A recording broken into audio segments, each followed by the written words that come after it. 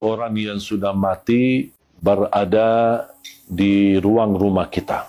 Berkata selama 3 malam, ada yang sampai 40 malam. Kasihanlah, ruhnya lagi diam di rumah, jasadnya di kuburan. Terus ngapain jasadnya di situ, kasihan sendirian? Kalau orang sudah di alam kubur, kemudian akan dikembalikan ruhnya. Buat apa Allah kembalikan ruh? Supaya proses langkah awal hisab. Tapi hisab yang masih istilahnya ringan, menghadap mungkar nakir. Ada beberapa pertanyaan yang perlu kita jawab saat menghadapi mungkar nakir. Seandainya kita berhasil lolos dari pertanyaan dan kita bisa menjawab seluruh pertanyaan mungkar nakir, berarti akan kita menikmati. Kalau lagi menikmati di alam kubur, bahagia, kuburan kita menjadi raudhatu min riyadil jannah, taman dari taman surga. Buat apa ruh kita keluar dan diam di rumah kita selama 40 malam?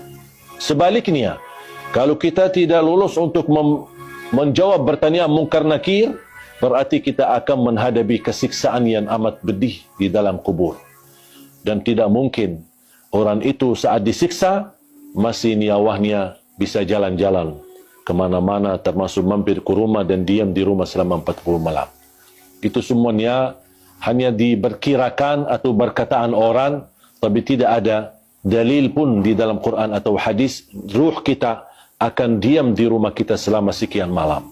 Ruh kita berada di dalam tubuh badan kita saat kita dikuburkan. Allah kembalikan ruh kita akan menghadapi mungkar nakir. Kalau anda lagi menikmati bahagia, berarti akan merasakan kenikmatan tersebut bukan hanya jasad kita, tapi jasmani dan rauhani kita. Kalau ruh kita terpisah dan dia diam di rumah untuk melihat kondisi dan keadaan di rumahnya, bagaimana keluarganya. Terus kalau ada di antara keluarga, ketika ada ruh seorang meninggal, dia masuk ke rumahnya. Terus ternyata istrinya dah nangis setiap malam. Pasti dia sakit hati. Bukan sakit hati, ya sakit ruh. Apalagi kalau istrinya nikah. Kau malah tinggalin aku meninggal malah kamu nikah. Berarti ruhnya lagi sibuk urusan keluarga. Ini semuanya tidak masuk akal. Makanya jemaah sekalian, jangan terlalu percaya hal-hal yang aneh-aneh. Kalau kita bahagia di alam kubur, berarti ruh kita akan disibukkan dengan kebahagiaan.